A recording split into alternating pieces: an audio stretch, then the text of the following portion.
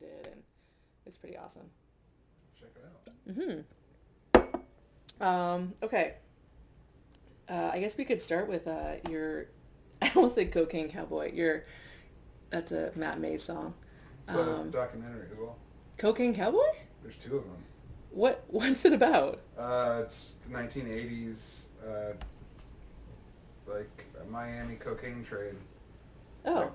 It's wild. It's all filmed really stylistically, so it kind of feels like an episode of Miami Vice. Yeah. And there's all these like reenactments and stuff, but it's a crazy true story of the sheer amount of drug running going in and out of Miami. I feel like I should listen to that song again and see if it's based on Cocaine Cowboy by Matt Mays. See if it's kind of based on the documentary. No. Have you seen the previews for that new movie called Cocaine Bear? Unfortunately. Is it like the new Snakes on a Plane? I don't. I think it might be. I don't know. I've been. I saw a giant poster for it like a year ago. Oh, a year ago. Like a big standee at the movies, and then in the last 2 weeks, my wife and I don't have TV, so we just have streaming. Oh yeah. And the only thing we've used is like Hulu. Yeah. And it has been the sole movie that and Ant-Man and Wasp: Quantumania. They always play the same ones. Because we're binging The Great right now, the Catherine the Great TV show. Okay. And I have seen the trailer for Cocaine Bear maybe 50 times in the last week. So you could act it out, is what you're saying. saying. I can't imagine it being good. Like when the premise first came out, and then there was like, Lloyd and Miller are producing it, and those are like two of my favorite people in Hollywood. They did the Lego Movie, cool. Clone High. They did 21 Jump Street, Into the Spider-Verse. Like they have this, like everything they do, like I love. Yeah. But then, and like Elizabeth Banks is directing it, but I was really excited to see it, and then every single advertisement is that main guy going like, a bear did cocaine, and it seems just like, is that it? That's the. You don't need that because that's the title. Like, we get the premise. Like, can you show me anything else, or just a trailer is like, we can't show you the following footage because of how like graphically violent and like censor anything to get like my attention. Yes. Aside from the fact that it's I get it. Cocaine is dropped in the woods. A bear does it. They're trying to get it back. Yeah. I know. Yeah. I got it. I was excited. The mystery got me excited, and now I'm like, I turned to like Emma the other day. It's like, I think that movie might be 10 minutes long because I have seen only like, I know it's got to be longer, but like it is. Yeah. This is the concept. It's done. But, it's like they made the poster first a couple years ago just to get it out. Just to excite people. Had we talked about one of the other Bear in the Woods movies called The Great Outdoors? Did we talk about that yet? Have you and I talked about The Great Outdoors? We've had 3 conversations. Well, I'm just making sure. I only know The Great Outdoors for John Candy and Dan Aykroyd. Yeah, you remember that movie? Yeah. Okay, well, you were at the theater 12 days ago. You were in the theater with the guy who was inside the bear suit. I had no idea. Yeah. So my 3rd episode of Skagit Storytellers is with Steve at the airport, and Steve worked in Hollywood for years as a stuntman. He was a pilot, and he also did special effects. Just with Steve. Yeah. It should be. Yeah. I don't know why I'm here. You're so boring. I don't hear about Steve. I know. I think I talk about him on every episode, but you should. Yeah, he's pretty cool. Anyway, so he was in the bear. That's how we started talking. The Great Outdoors Bear. Yeah. Not the Cocaine Bear. It's all CGI this time. Oh, is it? Yeah, entirely. Oh, because they don't want to upset the bear. Well, or put somebody in a suit. I guess they don't do much practical anymore, and that's sad. Like, it won't make you. I don't think it's going to make you emotionally connect with the cocaine bear. Speaking of... What if you're on cocaine, though, while you watch it? I wouldn't know. I've only done cocaine twice in my life, and that was like 20-something years ago. Okay. But speaking of people pretending to be animals. Okay. Have you seen Call of the Wild with Harrison Ford?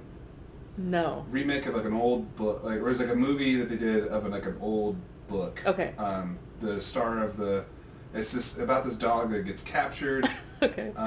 He's like lives a really comfortable life. He gets captured by these people, and he's is it a few years ago? A few years ago? Yeah, it's like 4 or 5 years ago. Okay, I think I might have like remembered when it came out. And Harrison Ford finds this giant dog and becomes friends with it, and then in the end, we had to read the story in elementary school. So, but in the end, the dog runs off to become like this. Like he starts leading this pack of wolves and creates like these hybrids and anything, and he's got this just completely docile, domesticated dog that eventually discovers like the balance between the two things. The funniest thing I've seen in a very long time is the behind the scenes footage. Okay. I was like, I couldn't remember the last. That might be the last DVD I ever rented, like Blu-ray. Like, I got it from Redbox. T-Mobile was like, have a free Redbox rental. I was like, I want to watch Call of the Wild. Brought it home. Yeah. So I had access to special features for the first time in forever. I forgot about special features. Yeah, I was like, all right, the making of Buck the dog. Fuck it, let's roll. And it cuts to, I believe it's like a French gentleman. This French actor plays the role of Buck. Okay. Now the dog. Is Buck the dog? The dog in the movie. Okay. Is 100% CGI. But similar to Andy Serkis's performances in like the Planet of the Apes movie, they decided it would be best to have a human being in like a motion capture like suit. is that the guy who did Gollum too? Yes, Andy Serkis does that. But this is an entirely different guy, and it's Harrison Ford for 5 minutes talking about how much of a joy it was working with this guy because you were interacting with like the same sightline. Yeah. So it's this giant like Saint Bernard or something like that is the dog, but it keeps cutting between the scenes of Harrison Ford like throwing a ball for this dog, and then this full-grown man with essentially like crutches. Taped to the front of his hands so he can walk on all fours, chasing after a ball and getting petted by people. And I don't know if I've laughed harder in my entire life. That's 5 minutes awesome. of all of these like Hollywood actors being paid millions of dollars, being so serious about the craft, and you're just seeing this man pretending to be a dog. That's awesome. Just seeing snow for the first time and like wagging his tail, and it just, oh man, I'm getting tears just thinking about it. I love it so much. Well, I love that. I'm gonna get you some water. I love that we're going to talk about your song, and then we got completely distracted on 10 other tangents. Well, I mean, you talked about Cocaine Bear because you misheard the name of the song. Okay, so the name of the song is Crypto Cowboy. Crypto Cowboy. Yes. And why did you write it? Just for fun. Yes and no. I have a tendency to get really nervous when I do things that I care a lot about. So, like, when it comes to any of, like, the art that I do, photography I take, like, videos that I shoot, I'll spend hours and hours and hours grinding through everything, trying to make it perfect, and then just putting it out to people, and then realizing like 18 mistakes, going back to the board, going through it. I've been working on the same 10 songs for like 8 years. Wow. And trying to like finally get the demos done to record with friends of mine so that it'll just be completed. And so I was in a rut where I was just thinking about these songs that mean a whole lot to me, and then like, and how much work I put into them and how stressed out I was being about it. And then when I get into that rut, I find it really helpful to do art that I don't care about. Like just literally just go in and just try something I've never done before, or just know that like this is stupid. This is stupid. It will never matter to anybody. It doesn't have to mean anything. And we were talking, my friend Wes Jones, you should have on this. I think I met him somewhere at a show. Yeah, he's a local musician. He and I have written some songs before, and we were playing a pickup basketball game at the Y, with another friend of ours who's a musician, and she was glowing because she had been taken out on a date. Like asked out on a date for the first time in a long time, and we were like, oh, that's awesome. Like, who is this person? Like, he's actually just really sweet. He's dreamy. He's like 6'5". He's good looking, and he's got manners and chivalry. He's like a straight up cowboy. I'm like, he's a cowboy? He's like, yeah, like hat, boots, everything. I was like, where's he from? He's like, Ohio. I'm like, oh my god, like, have you talked politics at all? Because it's like, you're like wondering where that's going to fall. Yeah. Because knowing this person and knowing like, it's like, you know, when you hear the word cowboy, you immediately assume a couple of things. That's not always fair to do, but like, so you're like, oh, okay, so you talked about this, and my friend was like, no, we haven't really discussed that yet. I'm like, okay, but do you know what he does for a living? He's like, well, he's currently not working because he made a lot of money off of crypto. And I lost my mind. Like, it was just this thing, it's like, he's a crypto trading cowboy? Like, that doesn't, that's awesome. Just like, doesn't make sense to me. Like, yeah. So I got a bunch of cattle, and I sold the cattle, and then I bought a bunch of, like, Dogecoin. Like, and then I sold that, and that's what I do now. And I just imagine him, like, sitting on a computer, just selling stocks. Yeah.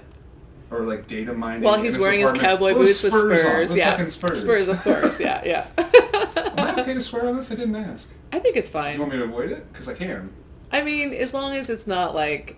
So Jeremy likes to swear in here on purpose, so I have to edit it a lot. But, you know, if it's in the conversation... Okay. Kevin and I swore a bit, only because we were very upset that we didn't get trivia questions. Got it. Questions that we should have got. Okay, so, like flipping... Thanks for asking. Well, I just assumed.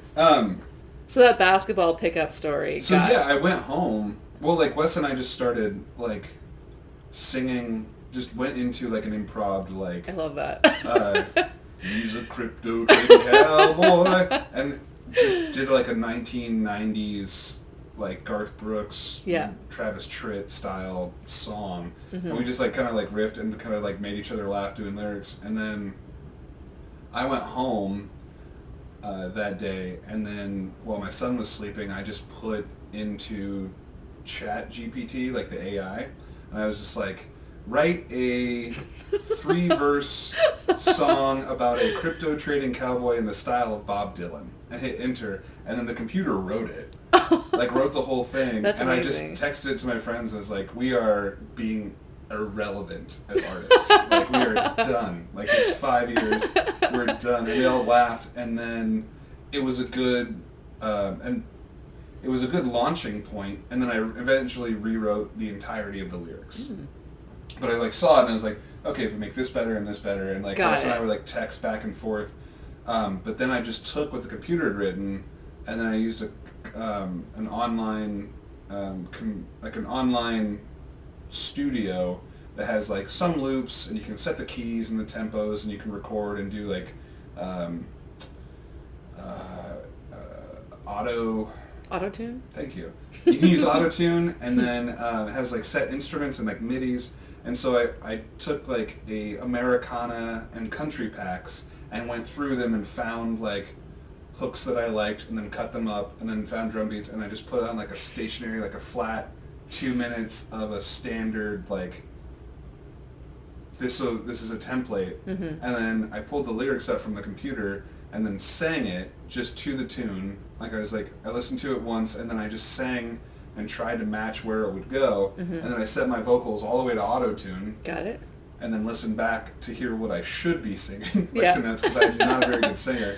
And then within a week, the song had completely changed. Like I completely rewrote everything, and then found a different hook, and then multi-tracked my vocals, made it sound like what you'd hear on the radio, and sent it to friends, and everybody so far has said they like love it, and it came out of me in like a week. I love that. In like an hour a day or an hour and a half, and I kept thinking about this thing and listening to it, and like, oh, what if I put this, or like, oh, if we go like sharp on that, or like, oh, this bass line would be better if we like take these 2 notes out, and it was just something that does not matter. Yeah.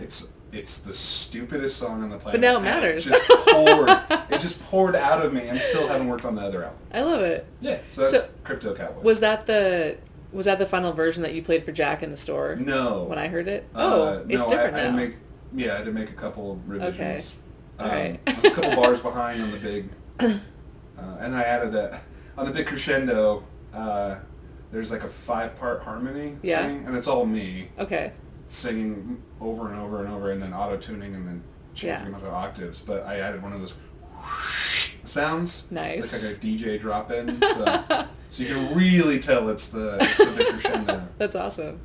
It's cool. not awesome. It's so no, it's awesome that you're doing it.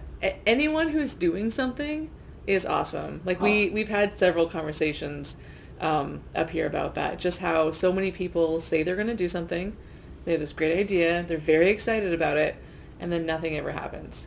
So the fact that you're doing it is awesome. I'm not saying the quality is awesome. No offense. I'm sure it's great though, but it's just the fact that you're doing it. Right. So yeah, I had talked to Colin about this on the last one. I said, it doesn't matter like what you're doing, just keep churning out ideas because something's going to stick, so. No. That's my opinion. Yeah, that's my big thing this year too, is just actually finishing a lot of the stuff that I've been that person. It's like, this would be awesome, and then getting the stuff done and then never finishing it because I don't think it'll ever be good enough. So that's my going back and... For this podcast, I probably have about 8 episodes now recorded, and I kept telling myself, I just need a few more, and, a few friends. When's this coming out? I just need a few more recorded, and so I was supposed to record with a friend on Sunday, and I didn't check my phone. I had it on Do Not Disturb, and so I had everything ready. It was supposed to be there at 5. I'm like waiting, 5:01, okay, I look at my phone. He texts me an hour and a half before saying, I can't make it. I double booked myself. Sorry. Well, I'm sitting here with my computer like ready to go. So disappointed. Then I thought, just pull the trigger. What are you doing? So I went back and I looked at the first episode and I hate it. And I'm going to put it out. So I put it out. I felt really good. I'm going to do another one. I picked another one, put it out. I put out 3 that night. I was so tired. But waking up in the morning and realizing I actually did it, it felt so good. And then when I recorded Collins, I recorded on Monday at the store at, 3 o'clock? And then I put it out at 6 o'clock.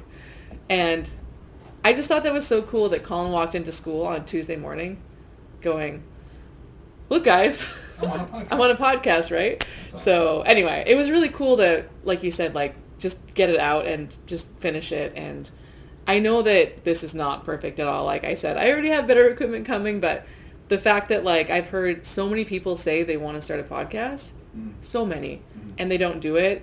Hopefully my dinky little setup might encourage them, hey, if Liz can do this, nice. So can I. So yeah, it's man, Wes and I and a bunch of other friends have so many that I think are all great ideas, but never gonna do them. Yeah. Never actually get around to it. So is Wes in a band or is he by himself? Both. Okay. He's in a trio with his wife. His wife Carly plays violin and sings, and then they have Charlie Kringle do guitar right now, and that's all originals. And then he's the frontman for Lazy Acres. Oh, I've heard of them. Yeah. Okay. And then what's the name of the trio? Excuse me. Just Wes Jones.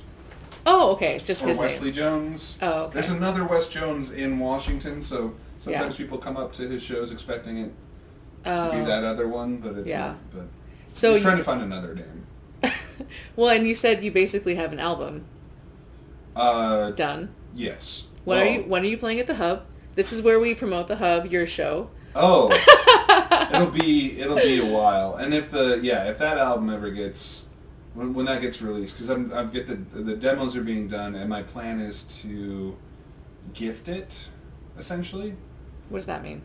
Well, for instance, there's a track on Lazy Acres' last record, Front Porch, called Simple Answers. That is my song that I wrote and played once with Wes, and then realized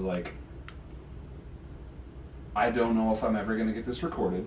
I think it's a really good song, and he loved it and asked if he could put it on the record. And then the band recorded it, and I love it. And that mindset I want to go into the record. It's I have, as a person that's I can be an MC, I can take focus. I can do I've done stand-up comedy. You have? Yeah, Cool. I used to. I used to do it in Washington and Texas, and I've been on a couple festivals, but I don't really do it anymore. Okay. But I can do all that stuff without a whole lot of nervousness. But performing music, my voice always goes out of tune, almost constantly. Like I can't, for some reason, I'll sing a song 100 times and can't find the key when I have to perform in front of people. Mm-hmm. My legs get shaky. I forget lyrics to songs that I wrote. And so it's just like those things where like, it's that, so this album, like when I play the songs for people, they're like, that's good. I really like that. And so the concept is like, I want to get the demos, send them to friends of mine that are way more talented, like Jack and Savannah and members of the Enthusiasts and like Lazy Acres and Wes, and there'll be some songs I'll want to sing, but there'd be much that would be better used if I used the actually talented people to perform them. So if there's something like, I think this song would be good in your voice, and like this is what the demo sounds like if you want to fiddle around with it and things like that. So that's the hope, because I like that community aspect more than the spotlight on me for music, because it's like I love music. Me too. And I love it enough to know that I'm not good enough. If that makes sense. Yeah, it makes sense. Yeah. It's just like, yeah, I mean, I like this. I like what I'm producing. I'm a big fan of what I have inside of me. But my limitations are keeping it from sounding like what it is in my head. Right. And I can get other people to get it there. So when I tell people all the stuff that I do, they're like, what? You do so much. Like my daughter and I write books, and now I have this podcast. We also have a Read Aloud channel on YouTube, and I teach and I run a lot, and I used to coach and all this stuff, and people say, oh my gosh, how do you do it? I feel like as you've been talking, I'm thinking, what? Tell me all this. Like, you do a lot.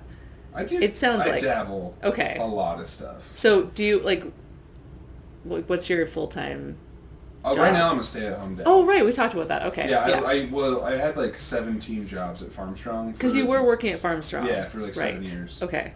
So I was brand manager for a while, graphic design, MC, event planner. I was the principal bartender for a while, the GM for when they had the food truck, social media. Like I just did. You did everything. Everything. Yeah. That needed to be done. Plumber sometimes. Plumber. Yeah. But that's my thing. Is like I like. My phrase that I've said before is like, I believe that the art exists for the community doesn't exist for the art, I guess. And that's what I like. When I did stand-up, performing stand-up's fun. Like getting an audience to laugh is great. My favorite thing in the world is hanging backstage with other comedians in the green room and just making each other laugh in the moment. Like that's what I love. Like seeing my friends play music around here, incredible. And I think Skagit Valley has some of the best songwriters and musicians that I've seen in like any scene, and they don't get a whole lot of look outside, and it's shameful to me. But my favorite thing is like almost all of them are fantastic people, and I love just being in that environment and watching my friends grow and create art and things like that. And I forgot the question. I was just saying, it seems like you do like a lot of different stuff. Like you were writing that song, right? So you have a bunch of songs that you're doing. You play with musicians sometimes. You host trivia at Farmstrong on Wednesdays and Lyman on Tuesdays. And you're working with the Enthusiasts right now, like recording stuff. And I've seen a couple of videos. They're really good. Oh, thanks. The stuff that you're putting out, And I think... I guess what I was saying is I'm a man, like, I find a spot in the community where something is lacking, and I'll learn how to do it. Got it. If that makes sense. Like, I try to put myself in a situation where I'm attracted to things that I really like, and I go, that's great, and I can't do it. Like, you're fantastic, and there's not enough people that know about you, and that's not your fault. You're good at making music, but you're not doing the other stuff that'll help people see that, if that makes sense. Yeah, and that's why you started working with the Enthusiasts. Yeah, you told me that in the liquor store. I love that band. Yeah. They're so talented and some of the most wonderful people. And I love that the music that they do is so it's so up my alley with like the songwriting, Summer singing, Andrew's arrangements, the entire rest of the band takes ideas that you don't normally see in a lot of like local bands, or like even like their use of dynamics, I think, is the thing. Like they're a 6-piece band, but they also know when not to play notes, which is a huge thing for me. It's like just because you have 6 people over there, there, like they don't have to all be playing all of the time, and that's why I feel like the songs, like it's just like it's ebbs and flows, and they really know how to put the right emphasis musically into the lyrical quantity of the song. Like everything they do is in service of the song, and I love that. So well, and I'm kind of torn right now because I saw that they're playing in Anacortes on St. Patrick's Day. Yep, I'll be so there. I totally want to promote that. Yeah. However, Jack is playing at the Hub. Yeah, I invited him to the... Don't go to the Hub on St. Patrick's Day. I'll go to the Brown Lantern. You should go. Is the Brown Lantern? Yeah. That's where they're playing? It's a distance. You won't be able to do both. Or if you do, you shouldn't. Unless you get like a party bus. Get the ski bus or something to take you to both. But no, they'll both be great. I mean, Jack's Jack, and he's a fantastic performer and songwriter. Who should do... And hopefully he listens to this, but the fact that he doesn't... I don't think Jack will listen to this. Oh, good. He's too busy. He should fucking release music. That's what I want. Well, in the episode that we did with Jack and Jeremy, he talked about how he basically has his whole album done on his iPhone. Yeah. Yeah. It's the most frustrating fucking thing on the planet. Yeah. I'm trying to get him to do, record it 4 times in 4 different environments. Oh, cool. And then just pick his favorite version, just all the same set list. Yeah. And in his room, in his house, on an iPhone, in an intimate setting with 3 people that he has to be, and then one with 20 best friends, and then once in a big venue. That would be cool. And then pick his favorite versions of those performances and just fucking release the record. Yeah. Release the record, Jack. So you're saying this could be the environment with 3 friends, right here. This is soundproof. Above the liquor store? Yeah. But yeah. So that's I'm the same way. I love when people do stuff. And there's so many so many talented people around here. Do you know the author Steven Pressfield? No, I don't read. Okay, well, he has this book called The War of Art. And he talks about how there's this force called resistance that's making you not do your art. And it's a really great book because it's really, every page, some pages are literally 2 sentences long. So it's an easy read. Okay. And it's very practical, and it makes sense, and I've gained so much from it. Whenever I sit down and I'm, trying to distract myself other things, I think, oh, no, this is resistance, and I'm not falling for it. And the cool thing is he talks about how resistance is only going to stop you from doing something if it's going to make the world better. If you're working with Mother Teresa and then you decide to quit that job and go work at a telecom company, resistance is going to let you do that. But if you're doing something that's going to better the world, it's going to stop you. And you have to recognize that and basically just tell it to F off and do it anyway. And it comes in lots of forms, like simply your phone or TV or your kids or your family. And you just have to recognize that and, push it out of the way and just work. Just get down. I push my kid out of the way all the time for us. Get out of my face, you toddler. He's what, 2? He's turning 2 in a month. That's hard. I remember those days. But when you said the transfer from the car to the house, that just brings back. Oh, it's, how many times have you sat in your driveway because he's asleep? Quite often. Yeah. Or you don't want to get... There's a 2-minute way to get to my house from I-9, and then there is a 15-minute way. And if he is asleep in Clear Lake, we have to take the long way home. And I'll go drive by Beaver Lake. Yeah. It's oh, well. Guess I'll listen to this podcast. Do you read a lot? Not a ton. I started getting back into fiction in, I want to say, September-ish. So usually I only read nonfiction. I read books about like how to increase my performance in terms of running or just life in general, like biohacks, all that kind of stuff. That's all I read. My friend, my coworker that reads fiction, I always make fun of her. That's a waste of time. She reads constantly. However, this summer, like mid-August, my daughter kind of had this health thing happen, and it got really, really bad. And the beginning of the school year was the last couple of days in August, beginning of September. It completely broke me. And I basically, when my students weren't in the class, I was sobbing. And it was really hard. And when I got home, I've been sober for 5 years. One day I remember thinking, if there was a beer right here, I would just start drinking. Like, it was so bad. But my friend had lent me a bunch of books, and so I started reading Fight Club.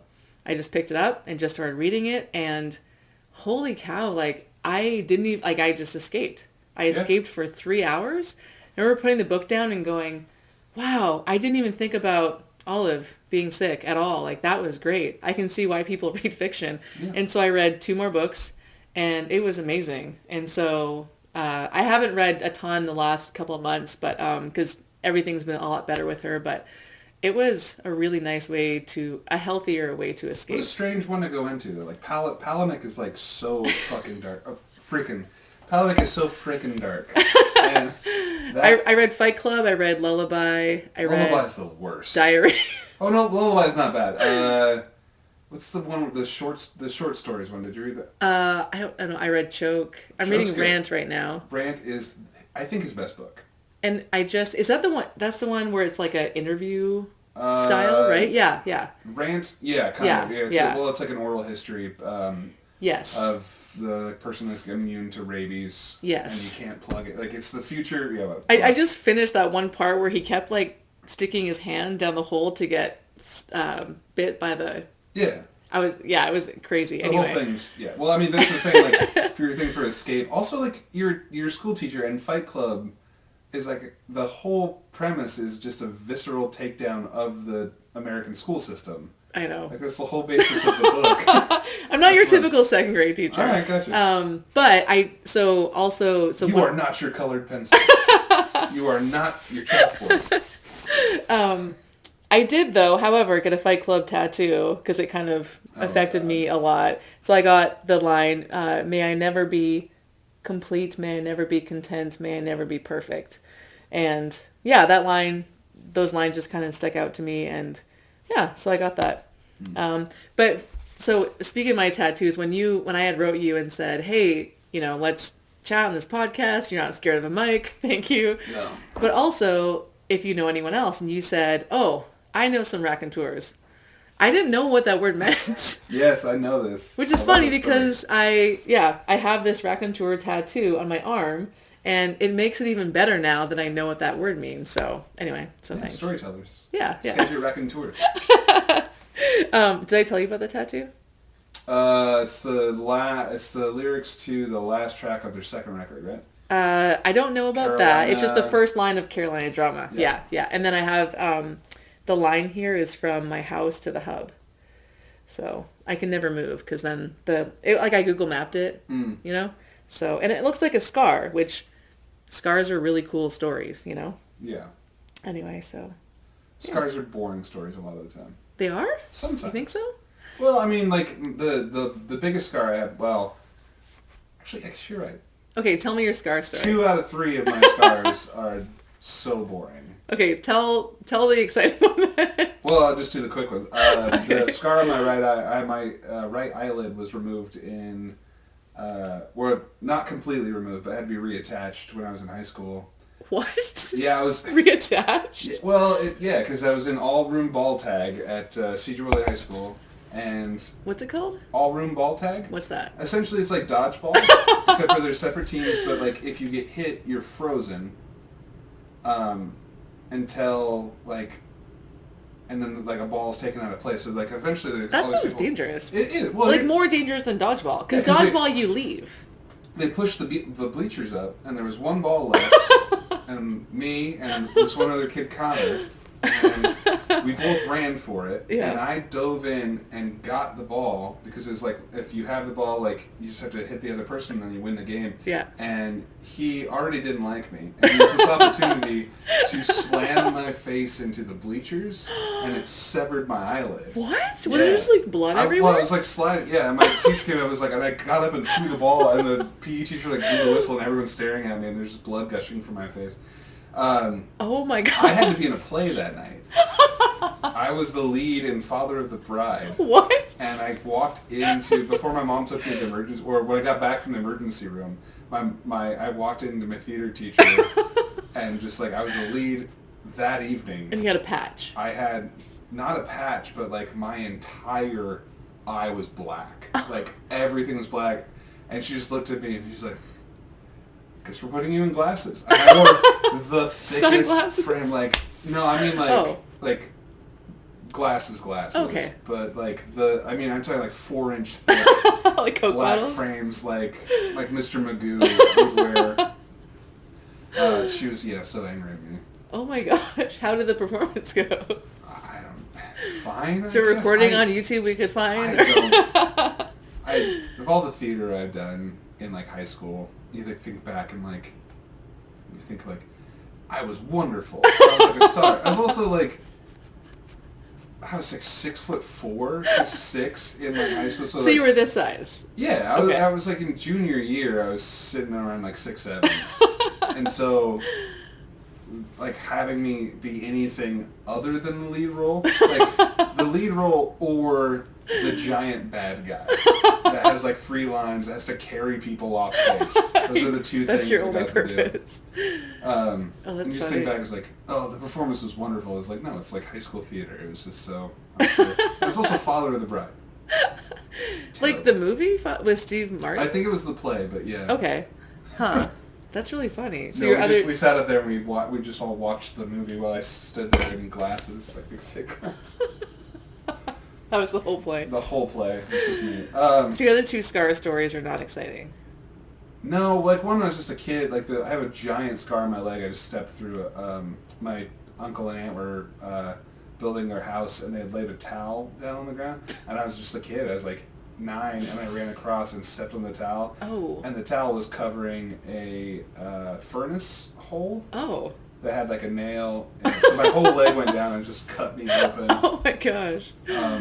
But then I have a giant scar on my belly from a appendectomy from Mount Vernon General Hospital, which I don't recommend going. It's just an anti-ad for... Well, yeah, because I had this massive stomach pain. My sister had... Were you a kid, or...? I was like 12 or 13.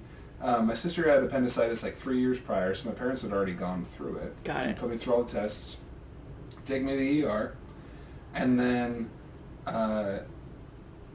they, because I've always been like a little heavier, like not heavy enough to like for a doctor to say this, but just told my parents like, I think he's got an upset stomach because he ate too much. I was in there for 3 hours, miserable. And then they're like, after the persistence of my parents, they were like, okay, we're going to check to see if anything's wrong. We're going to give you a CAT scan. So they made a 12-year-old drink a gallon of apple juice that had iodine in it. Oh my gosh. So that they could like go through my system and they could scan everything. And I gave half of it back because drinking a gallon of apple juice is not the best thing to do to someone who has appendicitis.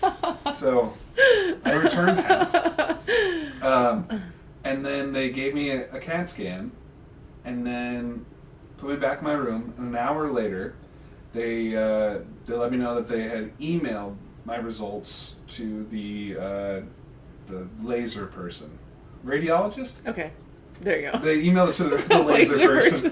They emailed it to the laser person, and then they emailed back and said everything was fine. Okay. And so they said, like, he's fine, we're going to keep him here at the hospital just because, like, we're not, like, he's obviously not well, but we don't know what's wrong with him and his appendicitis. Like, his appendix is fine. Yeah. They then... so I'm miserable. Clearly dying. My dad's like next to me watching his 12-year-old pass away. And then they come back and the nurse is like, okay, we're getting him on IV. And my dad's like, what do we need to do? Because my kid is like in so much pain. He's like in agony. And she's like, it's an IV of apple juice. It's going to help you. She goes, well, I'm looking at his chart here and his head CT came back normal. And then my dad goes, he didn't have a head CT. The radiologist had emailed someone else's results back for mine. Those laser people. They ran outside, they checked it, and then within 5 minutes, every surgeon in the hospital was in my room saying, hey Clay, we're going to take you in real quick because your appendix has been bursting for 3 hours. Oh my gosh. I was septic, like inside my body. Yeah, so they wheeled me out. And then, so I had to get, like, drains in my side for, like, a week. A week? Yeah, because I had to sit there and, like, recover, because they put these, like, so they cut you open, they take everything out, but then you guys still have all the poison from something rupturing inside your body, so they, like, let it sit down. So. See, all the appendicitis stories I've heard... Sorry, everybody, that was gross. All the appendicitis stories I've heard are... Oh, my appendix almost burst. Almost. I can't believe they got... I've never heard of anyone where it actually burst. It was bursting while I was in the hospital. While you're chugging the apple juice? While they're telling me I'm fine. A 12-year-old. He had too much Taco Bell. He's okay. But I do remember getting the anesthesiologist counting me down. And it's like, we're going to have you count back from 10. I got to 8, and then I woke up a day and a half later. Okay. And I do remember my aunt bringing me a Discman. Okay. And the only CD I had requested, which she hated buying, she had to go to Fred Meyer, and my whole family's like real Christian. Okay. Had a parental advisory sticker on it. And my 12-year-old body, like recovering, played nothing but Rage Against the Machine's Battle for Los Angeles. Nice. At full volume. So yeah, that sits in my head for a while. So can you still listen to the album and not get flashbacks? Yeah. Does your side hurt? Every time I hear Ashes in the Fall or Guerrilla Radio. Okay, I'm going to go to the bathroom. What you're going to do is you're going to record an ad for the hub. Sure, got it. And then I'll listen to it when I play it back. I'm sure, when you're editing. All right. Hello. My name's Clay Christofferson. You might remember me from pretty much nothing, but I've got good taste. And what do I have good taste in? Places to drink in Concrete and or eat. I like to go to the Hub, located in Concrete, Washington, kind of near those giant silos off of Highway 20, I think it's called? Yeah, Highway 20. You go up to Concrete, go to the Hub, get good food, great time. It's all ages, and they have karaoke on Saturday nights. It's walking distance from the Concrete Theater. It's always delicious. The staff is friendly. And now they have Campari, so if you want, you can get a nice little fancy Campari drink. That's how fancy it is. Anyway, this ad's gone on for a long time. So let's do another one. Hi, my name's Clay Christofferson, and I like to drink at the Hub in Concrete, Washington. I can bring my toddler there. Now you might be thinking, that's irresponsible, but my wife will drive me home. Did you mention my trivia nights? What's your trivia? My trivia nights are Wednesdays, starting late June. Hi, my name's Clay Christofferson. I run trivia every Wednesday at Farmstrong Brewing in Mount Vernon, Washington. And if you're thinking that's too far for trivia, because I live in Concrete, Hamilton, Lyman, or any of the surrounding areas, you should go to the Hub, where Liz does concrete. No, she does not do concrete. Where Liz does trivia at the Hub in Concrete, Washington. Every Wednesday. Trivia at the Hub. Late June. Starting in late June, apparently. Late August, yeah. Everyone said, well, you're going to keep doing this throughout the year, right? I did it last year for 8 weeks. I said, you guys, I can't. It's really hard. As a teacher, I can't be up super late. And when I get home from trivia, I'm so wired. I don't know about you. Oh, yeah. Yeah, after your Tuesday, Wednesday nights, yeah. Yeah, Tuesdays and Wednesdays. Yeah. I mean, I get out of there about like 8:30 these days. So it's oh, not okay. Bad.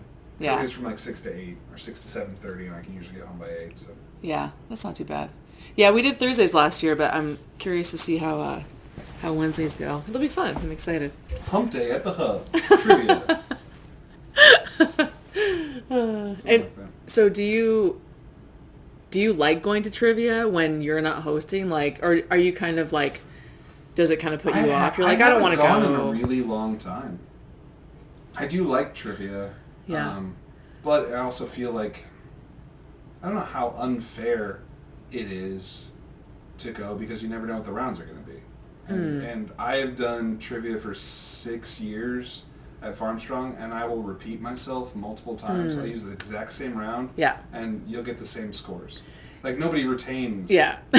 So, since I do, like, I feel like, that's the same way people on Jeopardy. Got it. Like, they go to Jeopardy, they learn this stuff, and they retain it. And if I retain knowledge, then I'm good at trivia. And if I do it, then that's fine with me. But do you ever publish your categories ahead of time? No. I've thought about that. People ask me about that, and I'm like, I don't know. Should I? Do you really think they're going to study and get an edge? Yeah. Really? Absolutely. Oh. Just for the glory of it. Like, I've done it. Really? Yeah, my buddy Randall runs a trivia night up at Culture Cafe on Mondays, and I went up there as a team. Where's Culture Cafe? It's in Bellingham. Okay. I went up there on a Monday once and sat on a team of one, and I ended up winning. And people were, like, furious at me. But it was just, like, a lot of stuff that I know. Yeah. And then, you're like, you do trivia long enough. There was a music round he did. I wrote down answers before they came up. Before I even played the songs. Because, like, the category was secret agent songs. Yeah. And then I was like, well, he's done this one, this one, this one, so it's going to be Private Eyes by Hall & Oates. And I just wrote it, and then it was Private Eyes by Hall & Oates. Nice. And then I was like, what's next? Okay, Magical Mystery Tour, just because it has mystery in it? Beatles? Sure enough. That's awesome. But you can just, like, learn the patterns. Yeah. Like, it's a big thing. Yeah. I learned a new trivia one today that it's going to be on Trivia on Wednesday.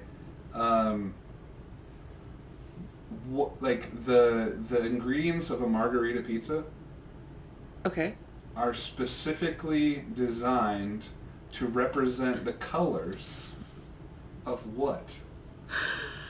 The Mexican flag. The Mexican flag? You think a margarita pizza? I don't know. Are they the same? I think they're well, the same isn't color. there spinach on it? Yeah. Well, there's basil. Okay, so green. Yeah, you got green. And there's red sauce. There's tomatoes. Okay. It's your red. And, then and there's mozzarella slices. White. Yeah. Okay. So you red wine. So you went Mexico instead of Italy when it came to yes. Well, I was thinking margarita? Isn't that a Spanish word? It was like a queen. Isn't margarita a Spanish word? Yeah. Okay. Maybe, but it's like it's Italian. People speak Spanish in Mexico. It's not spelled the same. It's not a margarita pizza. No, it's spelled differently. It's pronounced the same. I was the one who didn't know what raconteur meant. Margarita. It's margarita pizza. Have you been to Italy? No. Europe? I have been to Europe. I've been to... Outside of the U.S., I've been to Canada. I've been to Peru. Oh. I've been to Ireland. And I have been to England. Are you Irish? I'm not Irish. Oh. You want to take a guess? Some European countries. Like, you're Swedish? Norwegian? 100%. Really? Well, no, my dad's 100%. I'm like 80% Swedish. Oh, okay. The 6'5", blonde hair, blue eyes didn't give it away? Kind of gave it away. Christofferson? I only teach second grade. We don't do a lot of geography. You don't do a lot of Christoffersons in second grade? No, we don't do a lot of geography in general. Also, I didn't really pay a lot of attention in school. Sorry, Dad. But when I moved here, it was really hard because I would get confused sometimes about... I know where California is. I know Oregon. I know Washington. But a buddy of ours, we met him in South Korea. He's from New Zealand. And That's south of North Korea, by the way. I mean, you're not good at geography. He met a girl from Iowa. And they fell in love, got engaged. And so he said, hey, our wedding's going to be in Iowa. Can you come? And in my head, I'm thinking, well, Iowa sounds like Idaho. And I know where Idaho is. Idaho's right there. So yeah, I'm going to come to your wedding. So I called up I looked and saw where it was. Holy crap, it's like by Chicago in the middle of the country. Like a 32-hour drive? It's far. Yeah. So I had my 2.5-year-old daughter with me. I'm not driving alone. So what I did was I drove across to Idaho, straight up to Lethbridge, Alberta. And I picked up my friend that she had also been in Korea with us, and so she knew everyone. Picked her up, And then we drove to Iowa. We From got Korea? there. No, from here, Washington. I'm also really gullible. So then we got there Friday night. The wedding was Saturday, and then we left Sunday morning. Yikes. I know. And then we pretty much just drove straight home. It Is there a lot of was... cord? Yes. The one unfortunate part of the trip was I picked her up in Lethbridge. Oh my gosh, we haven't seen each other in years. I'm like, this is all in my child, and we're chatting and, hey, let's get in the car. Let's get in the car and we can chat. We have obviously a long time to chat. We excitedly get in the car and so she's at like a hotel. So we pull up to the freeway. We get on the number one. Literally as we're driving on the number one, this manure truck must have just tipped over. And I'm talking wet manure. So as we drive through it, it completely coats the wells, like of the what are they called? The wheel wells of my car. Yeah. Completely. As we're driving, we're like, what's that? So we're trying to make good time. We stop at the first gas station we can that has a car wash. Okay, drive through, barely does anything. Well, right, it's in the well. But we have to get to the wedding, so we don't have a lot of time. As we're talking, there's literally like a fly just like circling in the car. Yeah, it wouldn't leave. No. It wouldn't leave. It was so excited. It was like, this is the best ever. And then also my daughter did not like the sun in her face, and she's 2. Who does? I don't have a shade thing, so I had to put a towel You up. just put wet manure on the side of the window? I put a towel up and I pinched it with the window. Mm-hmm. So then you hear the flapping, the constant flapping, because we're going 100 down the freeway. So it smells like crap. Yeah. You hear the flapping the whole time. This fly is going like this in between us. You're marinating your child in manure. So then after we got home, I remember, okay, I gotta go to the car wash. So I went to the car wash and spent so much money in quarters, just like right underneath, just getting everything out. Oh man. But it was dried by then, right? So that was pretty bad. I just want to hear your stories. I'll be the interviewer now. Now I'm the interviewer. Oh gosh. I do want to talk about something. You can take back over. It's your show. You're a runner? Yeah. How? Like, how do you run? Like, I hate. There's few things I hate as much. Baseball, running. You hate baseball? I hate baseball. Oh. Okay. Yeah. I know. I've showed you the Randy Johnson tattoo. Oh yeah.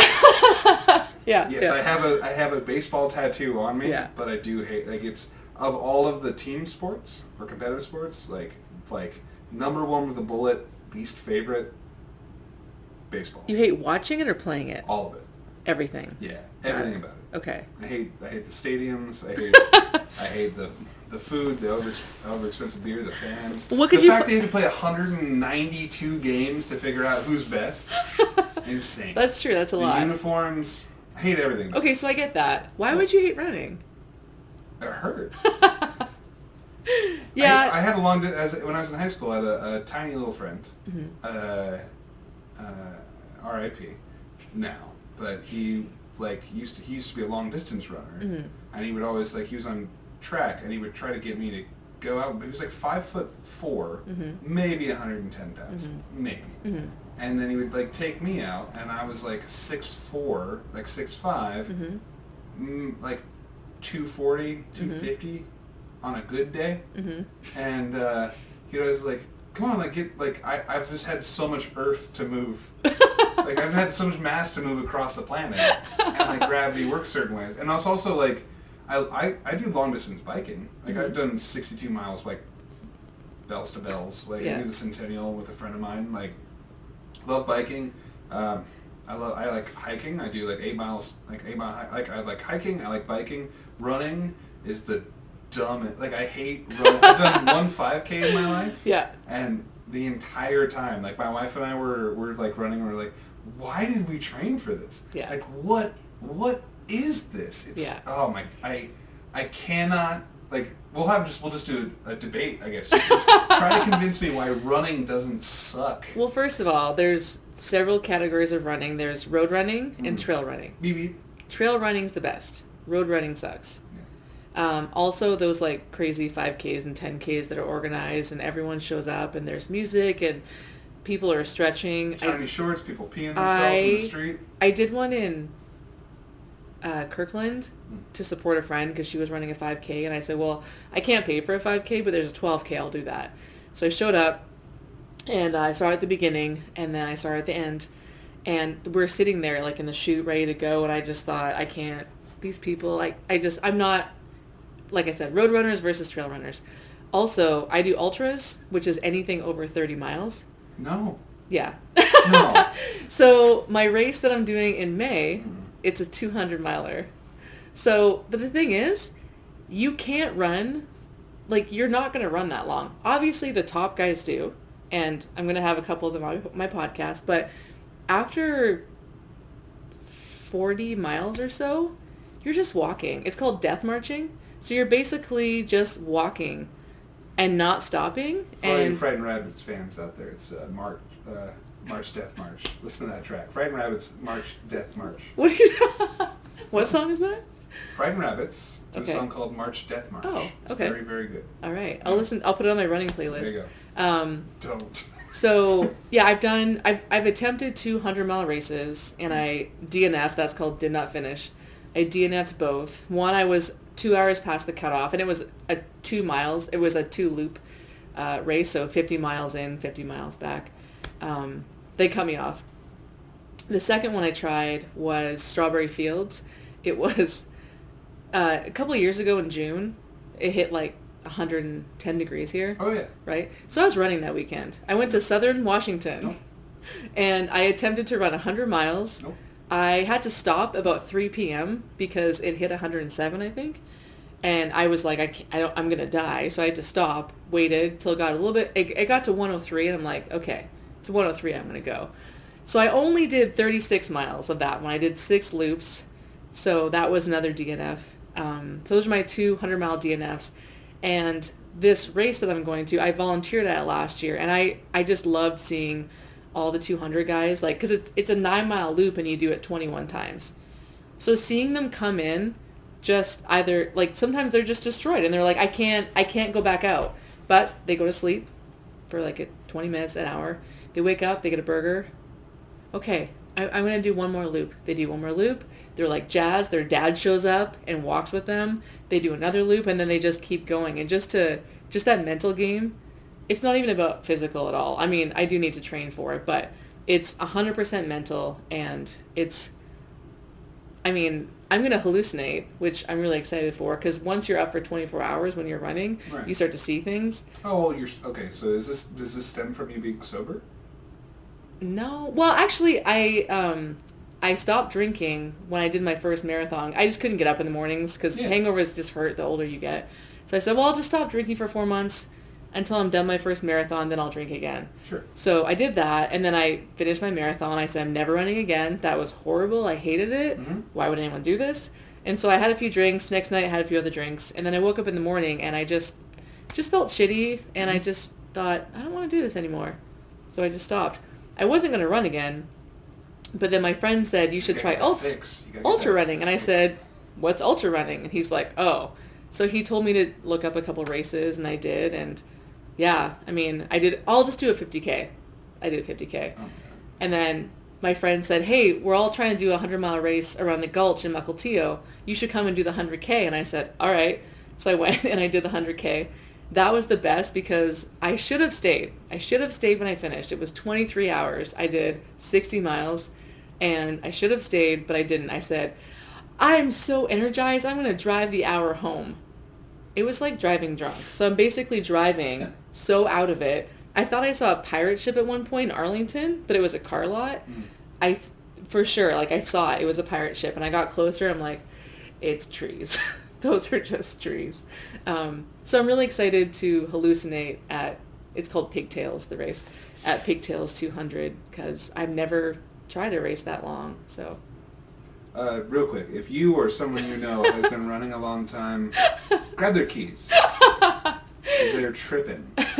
Well, and I say I would never do that again, but I literally did it 3 weeks later. My buddy was trying to attempt the fastest known time, the FKT from the Canadian border to the Oregon border, so the Washington State portion of the PCT. He tried to do it in 10 days, and at one point the guy that he was with bailed, So his wife is just texting everyone, like, can someone come out and just do sections with him?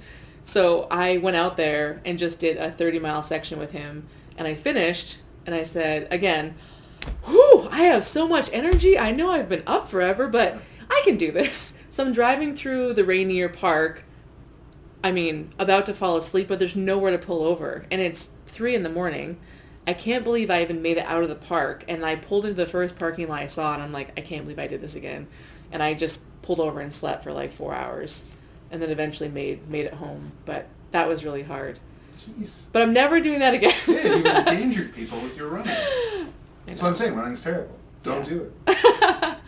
But the Hub is sponsoring John Maxwell to run the Mount Baker Ultra this year. So every year the Hub sponsors a runner. And John's my neighbor. And he did the Moab 240. So it's a 240-mile race through the Moab Desert. And he got 8th place. He's run several 100-mile races. Like, he's won them. Not just entered. Why? 100 He's won miles. them. He's amazing. And you know who crews him? His wife, and she brings the kids. So let alone John doing all this, his wife, and half the races she was pregnant. Like, and she, drags along her 2 awesome boys the whole time, and they're boys. So they're energetic, and so I think Brittany deserves the award just as much as John does. Does she hang out and then drive up to where he is? Basically, you can, so races like a 100-mile race will have certain aid stations where crews can go to. Yeah. And basically John comes in and Brittany has to have all his stuff ready. And if he, I want this, she has to get it all for him. And she's constantly tracking where he is. And so ultra runners who are really successful like John have several people on their crew. John only has Brittany all the time. She's like Rain Man, all the numbers in her head. I met up with her at one point during a race, and she was just listing off all of these times and numbers. And I said, Brittany, when was the last time you slept, But she does it all for him, and it's really, really incredible. So. Can I counterpoint? Go. All right. I'm going to counterpoint with a quote, which I'll probably misquote, from Charlie and the Chocolate Factory. Okay. If the good Lord intended us to walk, he wouldn't have invented roller skates. I don't know if you deserve a point for that. I think I just where I dropped the mic and I waited a bit. But so it's not about running. It's about challenging yourself and doing something that's really, really, really fucking hard. Yeah. And then you do it, and then so it's like you experience a lot of really unpleasant emotions for 17 hours, and then when you're done, you have 50 years of pleasant experiences when you think about it.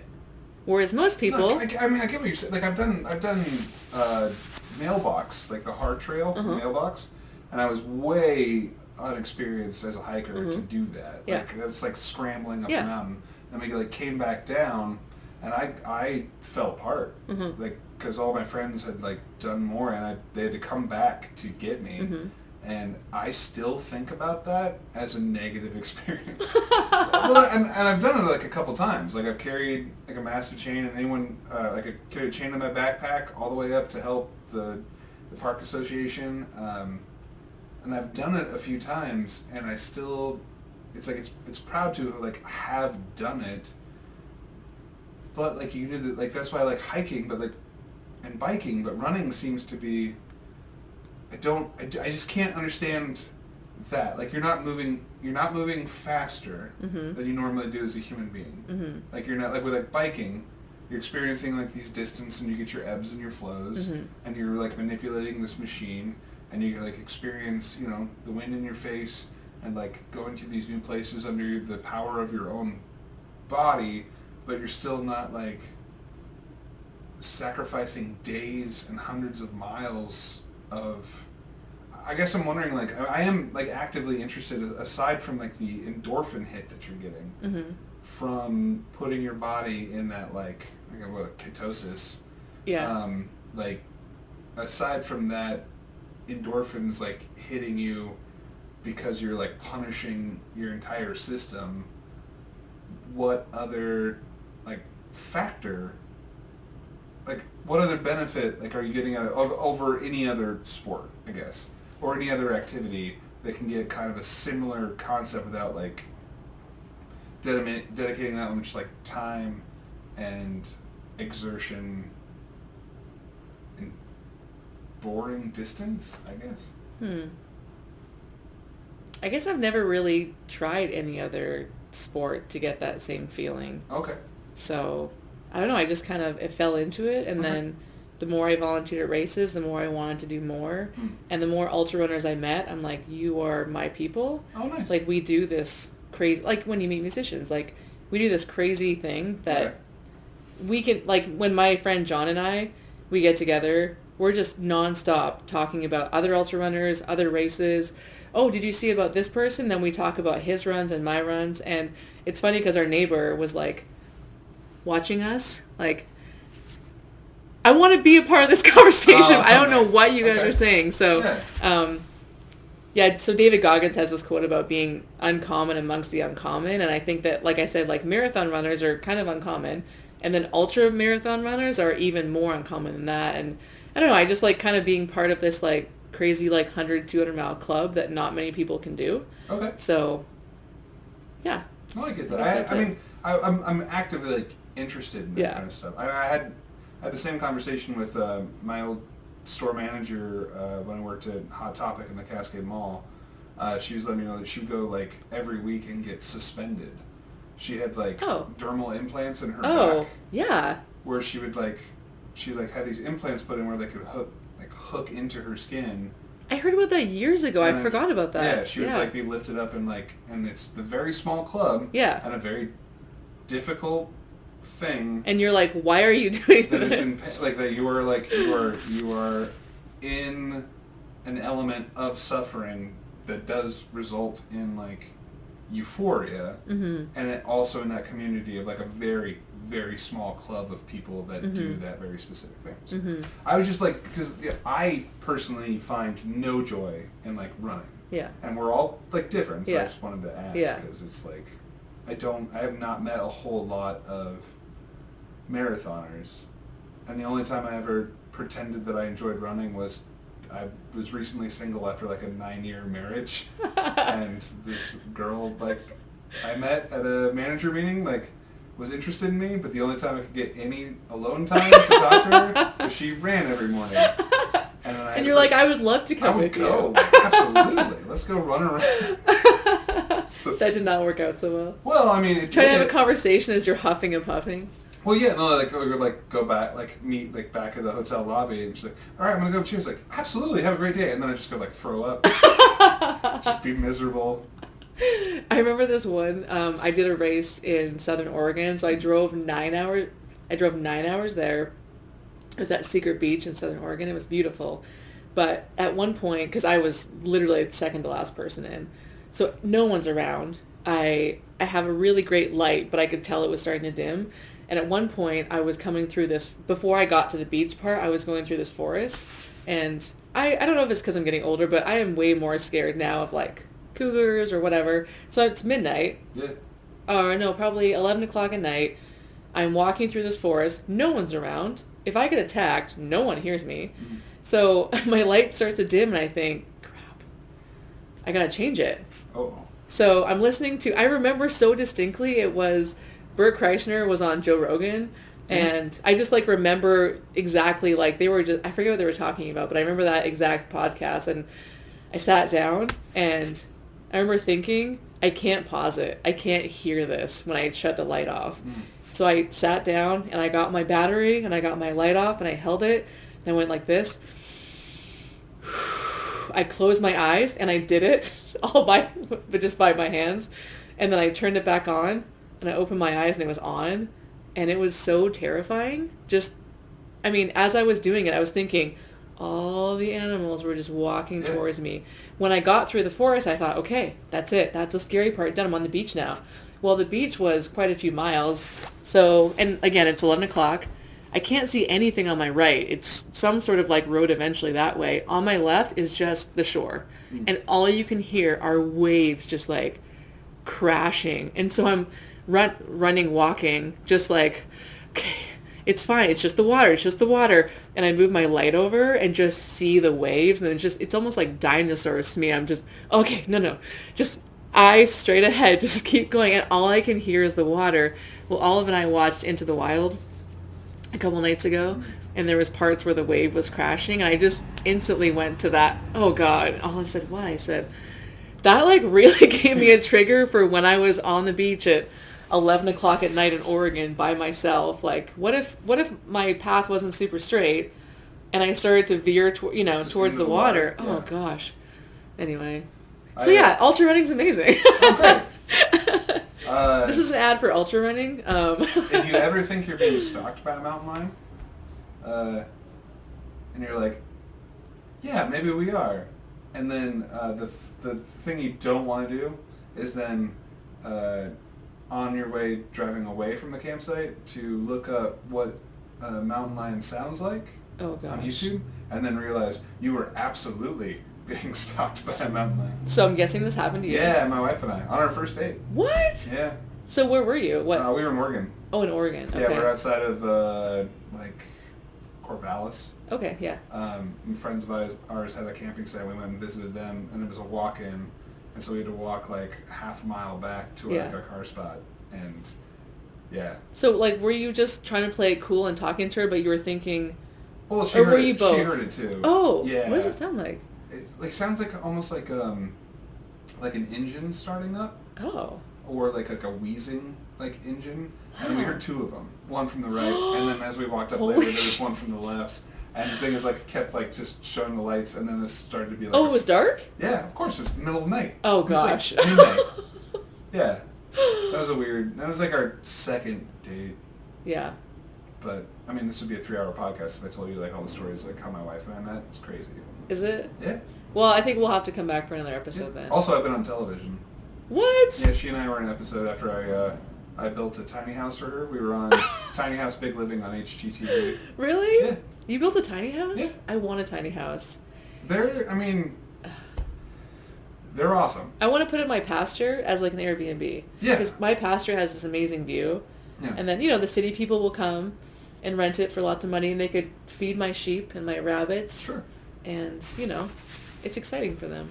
It is nice that you get to build something aesthetically pleasing to all your specifications.